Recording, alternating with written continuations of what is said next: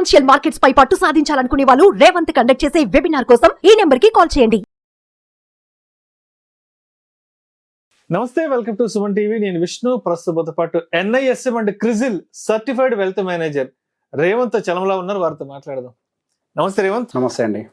Revanth, just ఒక 10-15 రోజుల ముందు వరకు కూడా బంగారం ధరలు చూస్తే గోల్డ్ అయితే 80,000 మార్క్ టచ్ అయిపోయింది, సిల్వర్ అయితే 1,00,000 టచ్ అయిపోయింది. అవునండి. బట్ ఎందుకో ఒక వారం రోజుల నుంచి బంగారం ధరలలో భారీ తగ్గుదల చూస్తున్నాం. అవును. అసలు ఎంత తగ్గింది, ఎందుకు తగ్గింది, తగ్గడానికి గల కారణాలేంటి, ఇంకా ఎంత వరకు తగ్గే అవకాశం ఉందంటారు వచ్చే నెల 2 నెలల్లో?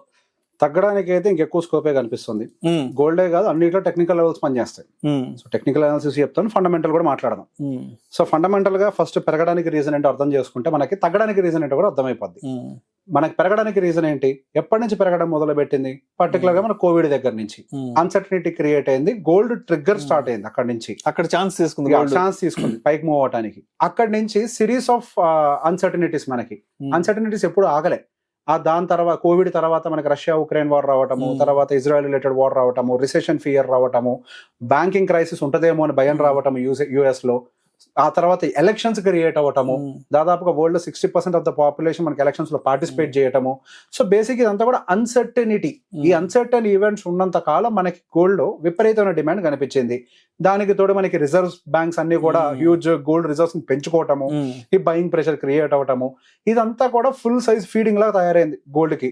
సో హైయర్ సైడ్ కొట్టుకుంటూ తీసుకెళ్లిపోయారు.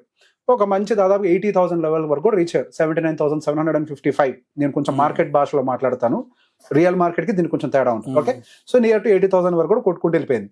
అక్కడి నుంచి ఏం చేసింది, దాదాపు 7% correction with in no time.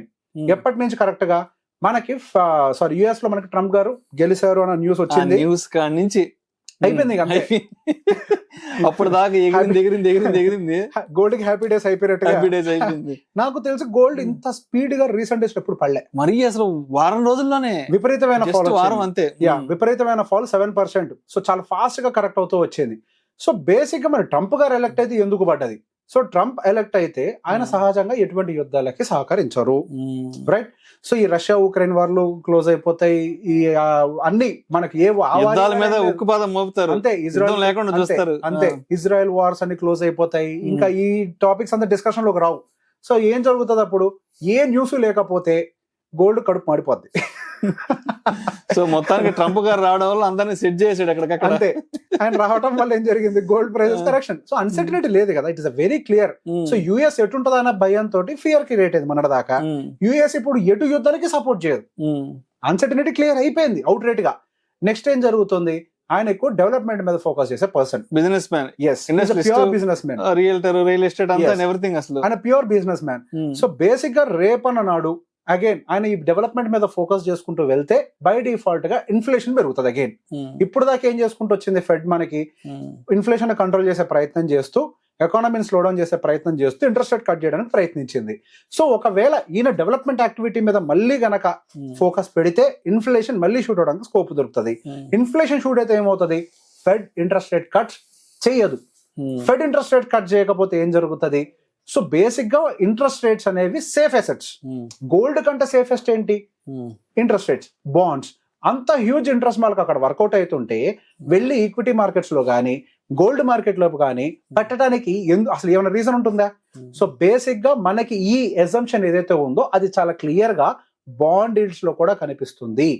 US 10-year bond yield దాదాపుగా 4.4 కి రేజ్ అయింది, ఎక్కడి నుంచి 3.7 కి పడిపోయి. సో బేసిక్ గా safest assets like bond deals అంతంత రిటర్న్స్ జనరేట్ చేస్తుంటారు. అది US లాంటి మార్కెట్స్ లో గోల్డ్ లో పెట్టడానికి ఎటువంటి రీజన్స్ వాళ్ళకి కనిపించవు. సో బేసిక్ గా ఇది మెయిన్ రీజన్. దాని వల్ల మనకి గోల్డ్ లో సెల్లింగ్ ట్రిగ్గర్ అవడం అనేది కనిపించింది. ఓకే, సెల్లింగ్ ట్రిగ్గర్ అయింది, ఎక్కడ దాకా వెళ్ళొచ్చు? దీనికి ఇప్పుడు మనం ఫండమెంటల్ మాట్లాడాం. గోల్డ్ ను కూడా చాలా మందికి నార్మల్ గా ఒక ఆర్నమెంట్ లాగా కొనుక్కునే వాళ్ళకి ఈ భాష తెలియకపోవచ్చు, కానీ స్టాక్ మార్కెట్ లో ఉన్న వాళ్ళకి ఐడియా ఉంటది. కమోడిటీ కూడా టెక్నికల్ లెవెల్స్ ని రెస్పెక్ట్ చేస్తాయి, రైట్?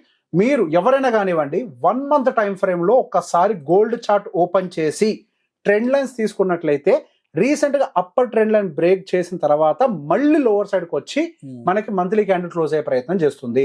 సో ఆ ఛానల్ ప్రకారం నెక్స్ట్ లెవెల్ మనకి 70,000 దాకా గోల్డ్ రావడానికి స్కోప్ ఉంది. అక్కడతో ఆగుతుందా? లేదు. అది ఒక ఛానల్, ఒక చిన్న ఛానల్. ఆ ఛానల్ ని గనక కిందకి బ్రేక్ చేస్తే 62,000 వరకు స్కోప్ ఉంది. Oh my god. First level 70,000. ఈ మాట గుర్తు పెట్టుకోండి, తిడతారు తిట్టుకోండి. 70,000కి రావడానికి టెక్నికల్ గా చాలా హై ఛాన్సెస్ ఉన్నాయి. టెక్నికల్ గా ఫండమెంటల్ కూడా ఆల్రెడీ క్లియర్ అయిపోయింది. గోల్డ్ ఎక్కువ పైకి వెళ్ళడానికి అవకాశం లేదు, బాండిల్స్ పెరుగుతున్నాయి, అంతా okay. Technical levels are saying clearly 70,000 is the first mark. First mark.